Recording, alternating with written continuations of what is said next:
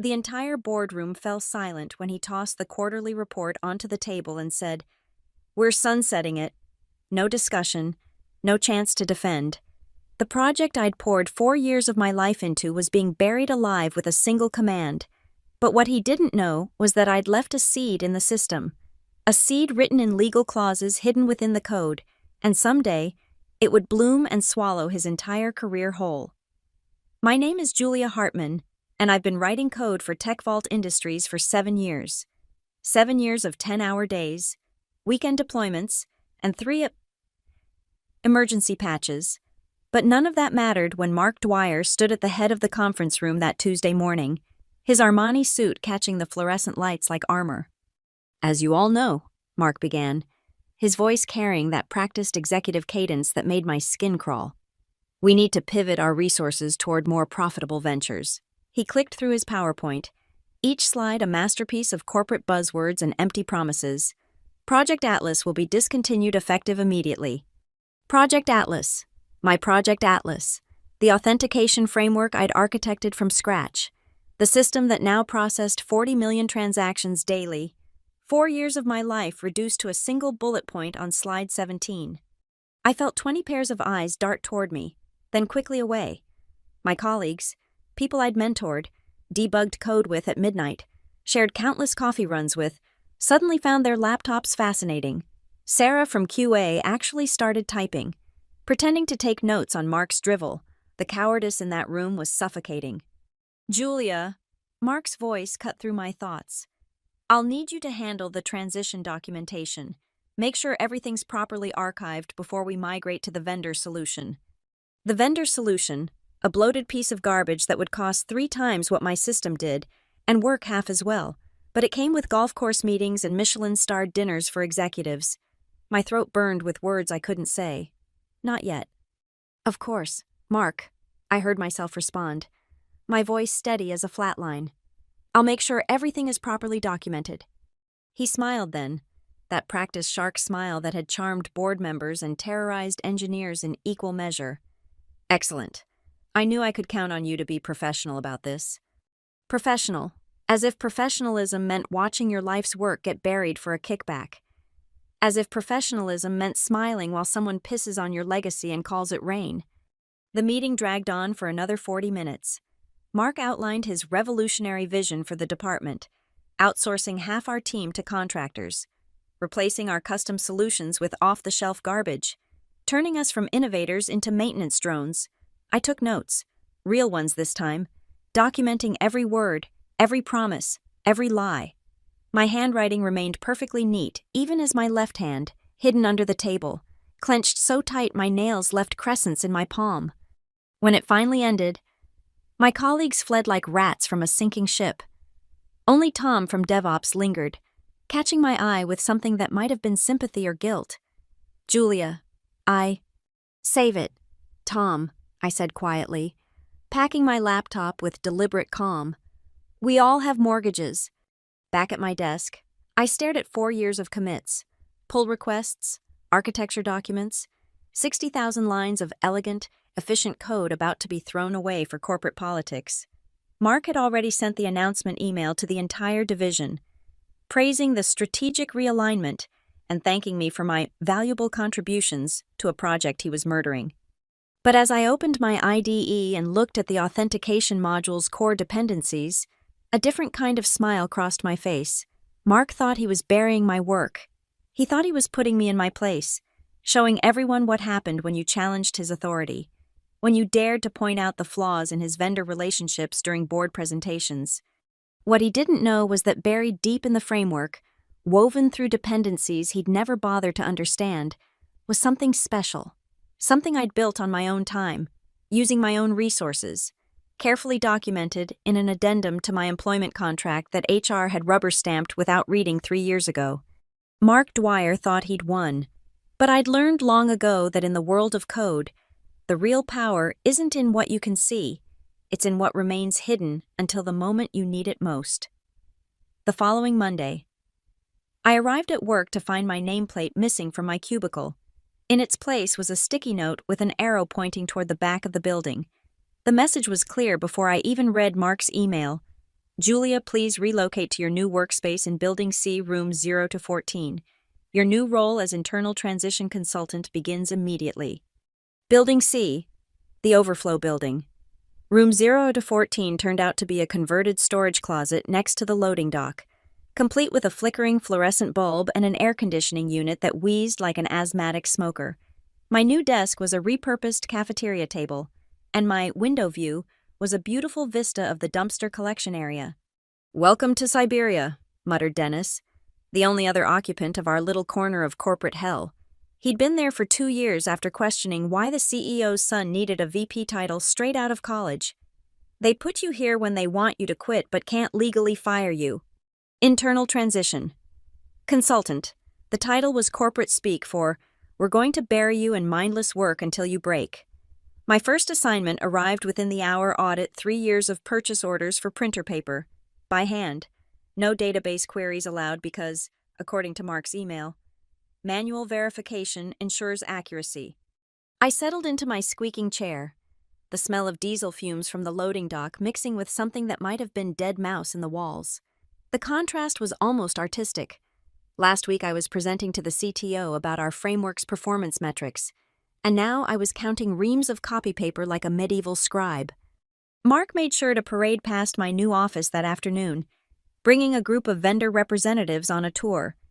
"This is where we handle our internal transitions," he said, his voice dripping with false professionalism. The vendors chuckled knowingly. One of them, a slick-looking guy in a $1,000 suit, actually winked at me like I was part of some inside joke. "How's the documentation coming along?" "Julia," Mark asked, leaning against my doorframe with studied casualness. "Wonderfully," I replied, not looking up from purchase order number 847. "I'm making sure every detail is captured." Good. We need everything wrapped up before the vendor migration next month." He paused, savoring his next words. "Oh, and I'll need you to train their team on the system architecture. Shouldn't take more than, 60 hours of knowledge transfer." 60 hours to explain 4 years of complex architecture to people who probably couldn't write a recursive function if their lives depended on it. "I'll make sure they understand everything they need to know," I said.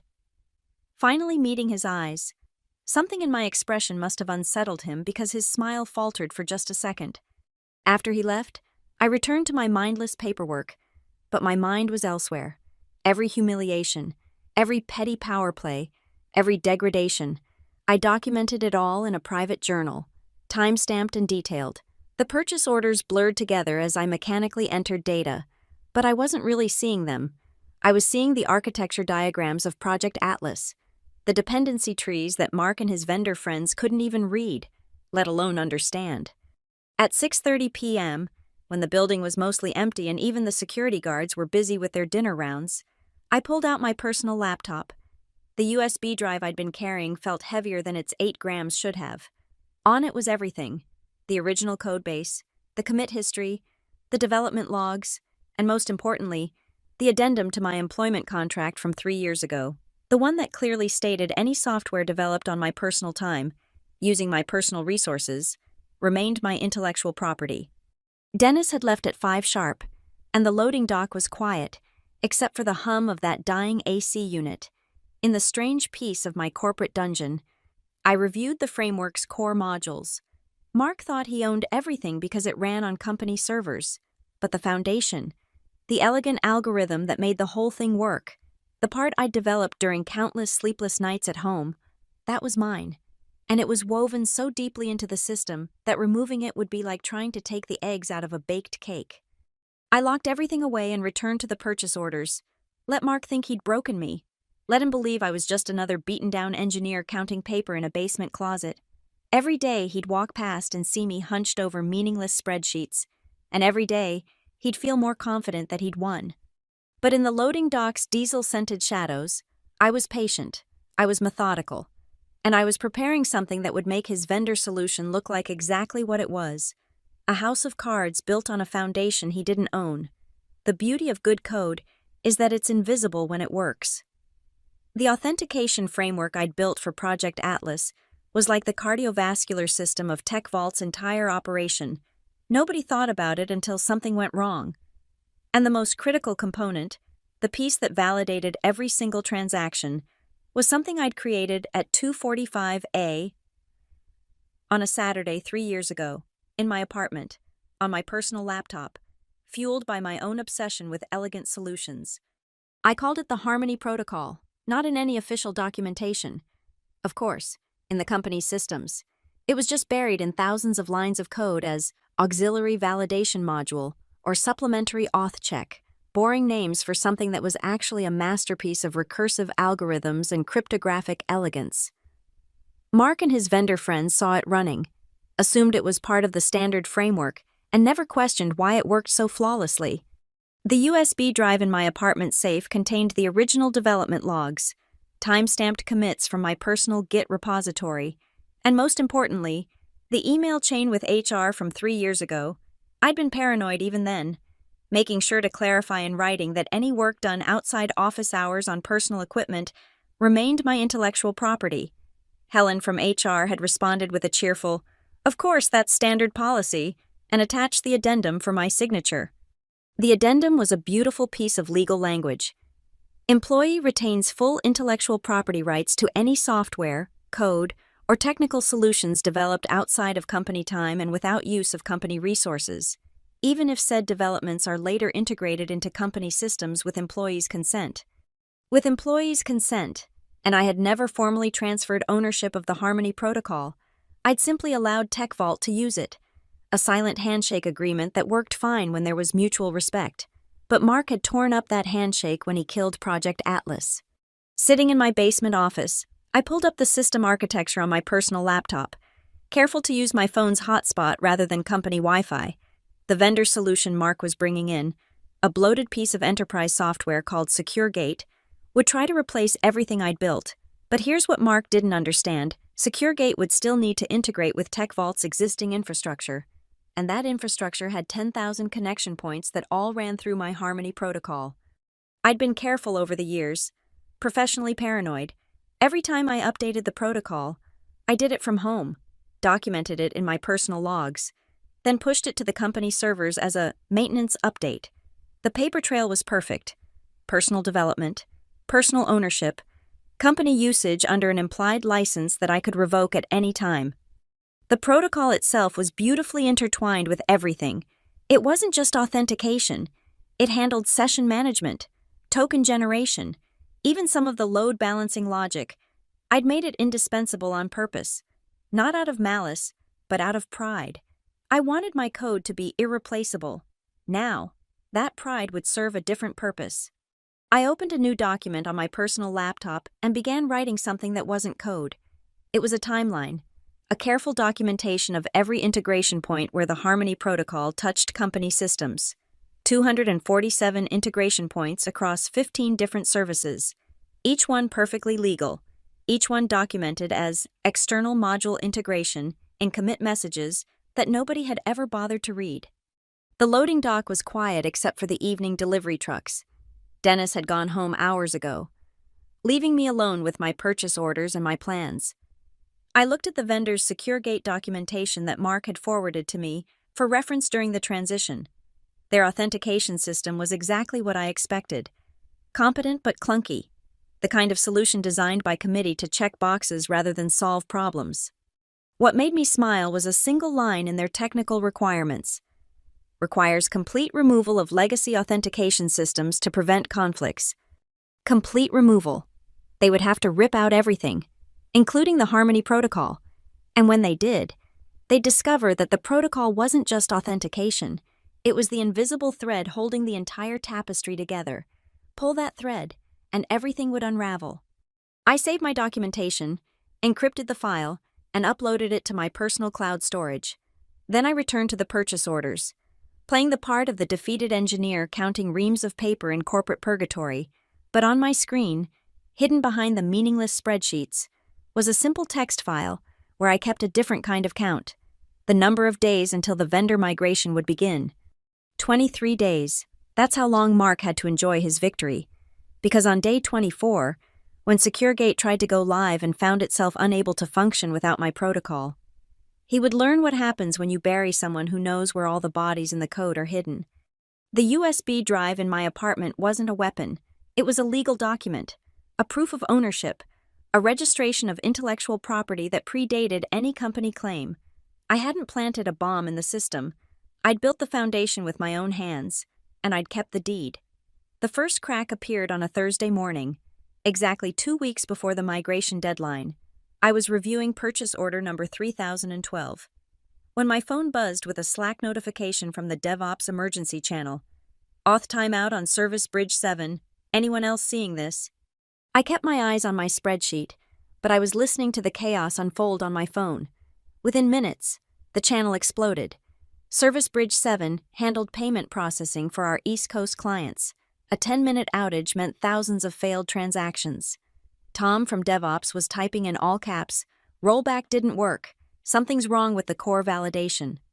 From my basement office, I could hear footsteps running in the hallway above. The crisis response team was mobilizing. My computer screen showed purchase orders, but my mind was tracking every message in Slack. The timeout wasn't random. Service Bridge 7 had the most complex integration with the Harmony protocol, a delicate dance of tokens and validations that required perfect synchronization. By noon, they'd patched it with what Tom called duct tape and prayers. The official incident report, which I wasn't supposed to have access to but Dennis had forwarded me anyway, blamed legacy code dependencies. Mark's comment on the report was predictably corporate. "This validates our decision to migrate to SecureGate. Legacy systems always fail eventually." Legacy systems. My 4-year-old framework was now legacy because Mark declared it so. The second crack came 3 days later. The API gateway started rejecting valid credentials randomly, locking out premium clients for 30-second intervals, not long enough to trigger SLA violations, but long enough to generate angry emails to the executive team. The vendor consultants were brought in early. 3 guys in matching polo shirts who spent 6 hours staring at logs before declaring it was technical debt from the previous implementation. I documented everything meticulously. Screenshots of the Slack panic, copies of the incident reports, timestamps of every failure. My notebook grew thick with evidence while my purchase order spreadsheet grew longer. Dennis watched me writing one afternoon and asked, "You keeping a diary?" "Something like that," I replied, not looking up from my notes about the API gateway's failed handshake attempts. The third crack was the most beautiful. At 9:15 p.m. on a Tuesday, the compliance monitoring system started flagging transactions as unverified, even though they were processing correctly. No money was lost. No services went down. But every transaction now came with a yellow warning flag in the audit logs. The compliance team went into overdrive, terrified that regulators would notice. Mark called an emergency meeting at 10 p.m., dragging the entire engineering team into a conference room that reeked of cold pizza and desperation. I wasn't invited, of course, but Tom texted me updates from inside. "Mark's losing it. Keep saying, 'Just make it work,' like we're magicians." The vendor consultants worked through the night, and by morning, they'd suppressed the warnings. Their solution: disable the verification flags entirely. Temporary measure, they assured everyone. SecureGate will handle this properly. But I knew what they'd really done. They'd just turned off the smoke alarm instead of putting out the fire. Each failure was small enough to explain away: a timeout here, a validation error there, a compliance flag that was probably oversensitive anyway. Mark spun each incident as proof that the old system was failing, that the migration to SecureGate was urgent and necessary. The board bought it. The executives nodded along. Nobody wanted to admit that these random failures had only started after Project Atlas was officially discontinued. I kept working on my purchase orders, a model employee in my basement exile, but I also kept my personal laptop close, documenting how each failure traced back to a specific integration point with the Harmony protocol. The protocol itself wasn't failing. It was simply becoming increasingly incompatible with the butchered remains of the system around it, like an organ rejection, but in code. The SecureGate team grew from 3 consultants to 12. They commandeered the large conference room, covering the walls with architecture diagrams that looked impressive but missed the crucial detail: those 247 integration points that nobody had documented except me. They were trying to perform surgery blindfolded, and every cut made the patient bleed a little more. On Friday afternoon, 2 days before the migration weekend, I overheard Mark in the hallway above my office. He was on the phone with someone important, his voice carrying that forced confidence that meant he was scared. "Minor hiccups," he said. "Growing pains. The new system will resolve everything." I returned to purchase order number 4091, entering the data with mechanical precision. The cracks were spreading, the foundation starting to shift. Mark thought he was racing against a deadline to install SecureGate. He didn't realize he was racing against the inevitable moment when someone would ask the right question: why do all these failures trace back to a module that nobody can find the original documentation for? The USB drive in my apartment safe held that documentation, and soon, very soon, someone would need to see it. Samantha Reed found me in my basement office on a Wednesday afternoon, 1 week before the migration. She didn't knock. Lawyers never do when they're hunting. She simply appeared in my doorway, her Louboutin heels somehow pristine despite navigating the loading dock entrance. "Julia," she said, closing the door behind her, "we need to talk." I'd worked with Samantha before, back when I was still treated like a human being. She'd helped me review contracts with third-party integrators, and she'd always appreciated that I actually read the legal documents instead of just signing wherever indicated. She was sharp, ruthless when needed, and most importantly, she hated Mark almost as much as I did, though she hid it better behind her courtroom smile. "About what?" I asked, not looking up from purchase order number 5002. "About why our authentication system is falling apart, and why the vendor consultants look like they're about to cry every time someone mentions auxiliary validation modules." I finally looked up. Samantha wasn't smiling. She had that expression lawyers get when they smell blood in the water but aren't sure whose it is yet. "I wouldn't know," I said carefully. "I'm just processing purchase orders these days." She sat down on Dennis's vacant chair, her designer suit incongruous against the stained fabric. "Cut the bullshit, Julia. I've been reviewing the integration documentation for the SecureGate migration. There are references everywhere to something called the Harmony Protocol, but no actual documentation for it. The vendor team is freaking out because they can't figure out what it does or how to replace it. Maybe they should ask Mark. He's the one who decided my documentation wasn't necessary." Samantha leaned forward. "Mark doesn't even know what the Harmony Protocol is. He just told them to handle it. But here's the interesting part. I've been digging through our employment contracts and IP assignments. There's no record of you ever transferring ownership of any Harmony Protocol to the company." The basement office was silent except for the wheeze of the dying air conditioner. This was the moment I'd been waiting for, but I had to play it carefully. "Samantha," I said slowly, "what would you say if I told you that the Harmony Protocol was developed entirely on my personal time, with my personal resources, and that I have 3 years of documentation proving it?" Her eyes sharpened like a predator spotting prey. "I'd say that would be very interesting, especially if said protocol is essential to our operations." I reached into my bag and pulled out a single USB drive, not the original, but a copy I'd prepared for this exact conversation. Everything's on here: development logs, timestamps, the original HR correspondence confirming my IP rights, and most importantly, the full documentation of how the Harmony Protocol integrates with every single service in our infrastructure. Samantha took the drive like it was made of gold. "Why didn't you come forward earlier?" "Because nobody would have listened when Mark was riding high. But now," I gestured vaguely upward, toward where the DevOps team was probably having another crisis meeting. "Now they're starting to understand that they can't just rip out the old system without understanding what they're destroying." She stood up, smoothing her skirt. "Julia, I need to review this immediately. If what you're saying is true, the company is about to commit massive copyright infringement by letting SecureGate absorb your code." "Not just copyright infringement," I added. "The Harmony Protocol's license, my license, specifically prohibits integration with third-party authentication systems without written permission from the IP holder, which would be me." Samantha's smile was sharp enough to cut glass. "You beautiful, brilliant woman. You didn't plant a bomb. You built the entire infrastructure on land you own. And now they're trying to build a shopping mall on it without asking permission." I tried to tell Mark that the authentication framework was more complex than he understood. He didn't want to listen. "Oh," He's going to listen now, Samantha said, heading for the door. Julia, don't go anywhere. Don't talk to anyone about this. And whatever you do, don't sign anything Mark or the vendor team puts in front of you. After she left, I returned to my purchase orders, but my hands were shaking slightly, not from fear, but from anticipation. Samantha Reed was the best corporate lawyer Tech Vault had. She'd torn apart acquisition deals worth hundreds of millions over comma placements, and I'd just handed her a loaded weapon pointed directly at Mark's vendor migration. My phone buzzed with a text from Tom. Legal just called an emergency meeting with the C-suite. What did you do?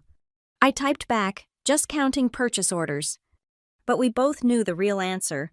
I just lit the fuse on 3 years of careful preparation. The Harmony Protocol wasn't just code. It was a legal entity, a piece of intellectual property that I owned completely. And in 4 hours, when Samantha finished explaining to the executives what that meant, Mark would finally understand that he hadn't buried my project. He'd built his entire vendor strategy on top of it. The collapse began at 6:23 a.m. on migration day. I was already in my basement office, ostensibly to get an early start on purchase orders, but really to watch the disaster unfold in real time through the system monitoring dashboard I wasn't supposed to have access to. The Secure Gate team had started their cutover at midnight, confident that their 48-hour migration window would be more than enough. By 6 a.m., they were already 12 hours behind schedule. By 6:23, when they tried to initialize Secure Gate's authentication engine, everything went to hell. My phone exploded with notifications. The company-wide Slack turned into a digital scream as every system started failing simultaneously. Not just authentication, everything. Payment processing, inventory management, customer portals, even the internal email system. All of them had depended on the Harmony Protocol for session validation, and Secure Gate's system was rejecting every handshake attempt. Full system failure. Tom typed in all caps, "Nothing is working, nothing." The financial implications were staggering. Our biggest client, Morrison Financial, processed $800 million in transactions daily through our platform. Every minute of downtime cost them, and us, millions. The SLA penalties alone would destroy our quarterly earnings. From my basement perch, I watched the error logs cascade like a waterfall. SecureGate was trying to authenticate using its proprietary methods, but every subsystem was still looking for the Harmony Protocol's unique token structure. It was like trying to start a car with a house key. The shape was completely wrong. At 7:15 a.m., Mark burst into my office. His usually perfect hair was disheveled, his Armani shirt wrinkled, his face the color of spoiled milk. "Fix it," he said, his voice cracking. "I don't care what your title is. I don't care about the reorganization. Just fix it." I looked up from purchase order number 6043. "Fix what?" "Mark, I'm not on the engineering team anymore. I'm an internal transition consultant." "Don't play games with me. Julia, the Harmony Protocol. We need it back online." The Harmony Protocol. I set down my pen carefully. The one you said was legacy garbage that needed to be replaced. His face flushed red. "This isn't the time for..." "Actually, Mark, this is exactly the time." I pulled out my phone and showed him an email from Samantha Reed, sent at 7:09 a.m. "Legal has informed me that I shouldn't discuss the Harmony Protocol without their presence, as it's now a matter of intellectual property law." "What are you talking about?" "I'm talking about the fact that you tried to give my code to SecureGate without my permission. The Harmony Protocol isn't company property. Mark, it never was." The color drained from his face as the implications hit him. Behind him, I could hear running footsteps in the hallway above, probably the entire C-suite converging on the war room. "You sabotaged us," he whispered. "No," I replied calmly. "I built something beautiful, and you tried to destroy it without understanding what it was. The system isn't failing because I sabotaged it. It's failing because you removed the foundation without knowing it was load-bearing." His phone rang, the CEO's ringtone. He answered with a shaking hand. "Yes, sir. I'm with her now. Yes, sir. Immediately." He looked at me with a mixture of hatred and desperation. "Conference room A, now." I stood up slowly, taking my time to save my spreadsheet and lock my computer. I'll need to bring my legal documentation, I said, picking up the folder I'd prepared 3 days ago. Samantha insisted. The walk from the basement to the executive conference room felt like a funeral procession. Every monitor we passed showed red alerts. The DevOps team looked like zombies. The SecureGate consultants were huddled in a corner speaking in panicked whispers, and somewhere, an executive assistant was crying. Conference room A was packed. The entire board of directors had been called in, half of them still in golf clothes or workout gear. The CEO, Richard Brennan, looked like he'd aged 5 years overnight, and there, at the far end of the table, sat Samantha Reed with a stack of legal documents and a smile that could freeze helium. $93 million, Richard said without preamble. That's what this outage has cost us so far, and it's 7:45 in the morning. Mark started to speak, but Richard cut him off with a gesture. Julia, Samantha tells me you own something called the Harmony Protocol. Is that correct? Yes, I said simply. I developed it on my personal time, with my personal resources, and I have 3 years of documentation proving ownership. I allowed the company to use it under an implied license, which was revoked the moment you tried to transfer it to a third party without my consent. Can you fix this? Richard asked. Yes, but not as an internal transition consultant counting purchase orders in a basement. The room was silent except for the muffled sounds of panic from the floors below. Richard looked at Mark, then at me, then at the real-time loss counter on his laptop that had just passed $100 million. What do you want? I opened my folder and pulled out a single sheet of paper. The restoration of my position as senior principal engineer, the cancellation of the SecureGate contract, and a written agreement acknowledging my ownership of the Harmony Protocol with proper licensing terms for company use. This is extortion, Mark spat. No, Samantha interjected smoothly. This is intellectual property law. Julia owns the code your entire infrastructure depends on. You can either negotiate with her, or you can watch the company burn while we sort this out in court over the next 18 months. The loss counter hit 110 million. Richard's eye twitched. Give her whatever she wants, he said quietly. Then, louder. Mark, you're done. Clear out your office. The boardroom erupted. Mark shot to his feet, his face cycling through colors like a broken monitor. Red, white, purple, back to red. You can't be serious. I've been with this company for 8 years. This is a witch hunt. Richard didn't even look at him. His eyes were fixed on the loss counter that had just ticked past 120 million. Mark, you authorized a vendor migration without understanding our technical dependencies. You dismantled a critical project without proper documentation. You demoted our most valuable engineer to counting paper supplies. And now you're costing us $2 million per minute. Security will escort you out. She set me up. Mark pointed at me, his finger shaking. She deliberately hid that code. I hid nothing, I said calmly. Every integration was documented in commit messages. Every module was properly commented. You just never bothered to read any of it because you assumed you could bulldoze through everything with vendor solutions and PowerPoint presentations. 2 security guards appeared in the doorway. Mark looked around the room desperately, searching for allies, but found only averted eyes. The SecureGate consultants had literally backed against the wall. Trying to become invisible, the board members were studying their phones, their laptops, anything but Mark's face. This isn't over, he hissed at me. Yes, I replied quietly. It is.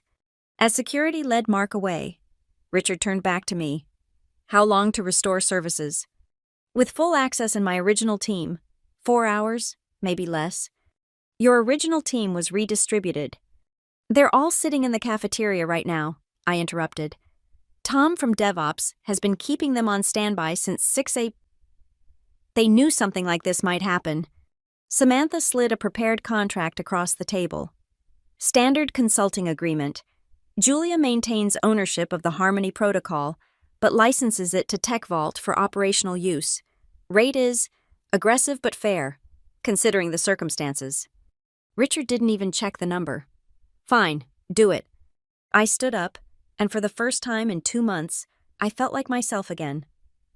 I'll need access to the primary servers and full administrative privileges restored. Done. And coffee, real coffee, not the break room swamp water. That actually got a bitter laugh from Richard. Anything else? Yes, I said, pausing at the door. The Integration Architecture Review Committee that Mark dissolved. We're bringing it back.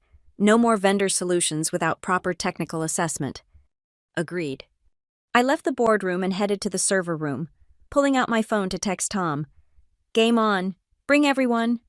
The next 3 hours and 47 minutes were what I lived for. Pure problem solving, no politics, no PowerPoints, just code and logic, and the satisfying click of systems coming back online. My team worked like a choreographed dance, each person knowing exactly what needed to be fixed because we'd built it all in the first place. The Harmony protocol hadn't failed. It had done exactly what it was designed to do: refuse invalid authentication attempts. SecureGate's system was the invalid attempt, and I simply had to teach both systems how to shake hands properly. A few configuration changes, some credential updates, and a beautiful piece of middleware that translated between the two authentication languages. By 11:32 a.m., every system was green. The loss counter stopped at $178 million, a number that would haunt the quarterly report, but wouldn't kill the company. Morrison Financial was back online, transactions were flowing, and the crisis was over. I was sitting in the server room, watching the healthy pulse of data flowing through our systems, when Samantha found me. The SecureGate contract has been terminated, she said. They're trying to claim breach of contract, but considering they couldn't deliver a functional system, good luck with that. And Mark. Gone. Security found him trying to download files from his computer. Richard's having legal review everything he touched for the last 2 years. I nodded, feeling oddly empty. The revenge I'd planned for so long had executed perfectly, but there was no satisfaction in it, just exhaustion. Oh, Samantha added, and Richard wants to see you. He's in Mark's old office. I made my way to the executive floor, past cubicles full of people who suddenly wanted to make eye contact again, past the conference room where the SecureGate consultants were packing up their matching polo shirts and wounded pride. Richard was standing in Mark's office, my new office, apparently, looking out at the city view that Mark had loved to brag about. $178 million, he said without turning around. That's what hubris costs, apparently. It could have been worse. Or it could have never happened at all. He turned to face me. Julia, I owe you an apology. Not just for today, but for the last 2 months. I should have intervened when Mark targeted you. You didn't know. I knew enough. I knew Mark was political, vindictive, and technically incompetent. I let him run engineering because he was good at managing up and making the board feel comfortable with buzzwords. He gestured at the office. It's yours if you want it. VP of Engineering. I looked around the space, the executive desk, the leather chairs, the view of the city, the wall where Mark had hung his diplomas and awards. It was everything I'd thought I wanted 2 months ago. I don't want it, I said, surprising myself with the certainty in my voice. Richard raised an eyebrow. The VP position, Julia. You just saved the company. You can write your own ticket. I walked to the window, looking down at the loading dock where I'd spent 2 months in exile. I don't want to be VP of Engineering. I want to be Chief Architect. I want to build things, not manage people or play political games, and I want to do it on my own terms. Chief Architect doesn't exist in our org structure. Then create it. I turned to face him. Give me a small team of the best engineers, a lab space, and the freedom to innovate without having to justify every line of code to someone who thinks Python is a type of snake.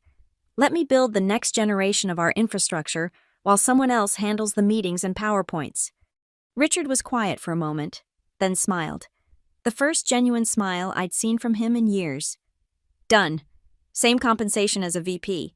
But you report directly to me, not through the management chain. And Julia, the Harmony Protocol licensing agreement will triple the rate Samantha proposed. That's not necessary. Yes, it is. You didn't just save us from a technical disaster. You exposed a cultural problem we've been ignoring. We've been promoting politicians instead of engineers, and it nearly destroyed us. I left Mark's office, no, just an office now, stripped of his presence, and made my way back to the basement one last time. Dennis was there, staring at his monitor in shock. They fired Mark, he said. They actually fired him. They did. And you're getting his office. No, I'm getting something better. I'm getting to build things again. I packed up my personal items. Not that there were many after 2 months of exile. The purchase orders I'd been working on sat abandoned on the desk, forever frozen at number 6043. Someone else would have to figure out how much printer paper we'd bought in fiscal year 2022. As I was leaving, Tom caught me in the hallway. "Julia, the team wants to celebrate. Drinks tonight." "Sure, but not at Mark's usual place." "God, no. We're going to that dive bar on 5th Street. The one with the broken neon sign and the bartender who knows everyone's name." "Perfect." At 3:45 p.m. I stood in my new lab space, a corner suite that had been used for storage, now cleared out and ready for transformation. Whiteboards lined the walls, waiting for architecture diagrams and algorithm sketches. The desk was simple, functional, positioned to catch the afternoon light. No executive leather chairs, no power plays, just space to think and create. I pulled out my personal laptop and opened the Harmony Protocol's codebase, the real one, not the butchered version SecureGate had tried to absorb. There was so much more I wanted to build, so many elegant solutions waiting to be discovered. But first, I had one last task. I composed an email to all engineering, with Richard and the board CC'd. Team. Today we learned an expensive lesson about the difference between knowing the price of everything and the value of nothing. Code isn't just logic and syntax, it's the foundation our business stands on. Respect it, understand it, and never let anyone convince you that a PowerPoint presentation is more valuable than elegant, functioning code. The Harmony Protocol will continue to serve as our authentication framework, but it's just the beginning. In the new architecture lab, we're going to build systems that don't just work, they excel. We're going to create infrastructure that our competitors will spend years trying to understand, let alone replicate. And we're going to do it right. No shortcuts, no vendor band-aids, no political games. Just great engineering. Julia Hartman, Chief Architect. I hit send and watched the responses flood in. Heart emojis from the junior developers, technical questions from the seniors, and a simple "thank God" from someone in DevOps. My phone buzzed with a text from Samantha. "Saw Mark in the parking garage. He was loading boxes into his Tesla and crying, actually crying." I thought about responding, about having the last word, but realized I already had. The best revenge wasn't destroying Mark. It was proving that competence matters more than politics, that code speaks louder than presentations, and that sometimes the quiet engineer in the basement holds all the cards. I opened a new file in my IDE and began typing. Not documentation, not reports, not purchase orders. Code, beautiful, elegant, powerful code. The loading dock outside was loud with evening deliveries, but I didn't hear it anymore. I was home. Thank you for listening to this story of sweet revenge in the corporate world. Where are you listening from? Drop a comment below and let's connect. If you enjoyed this tale of justice served cold through code and legal clauses, please subscribe to the channel and share your thoughts. Have you ever witnessed or experienced similar workplace vindication? I'd love to hear your stories in the comments.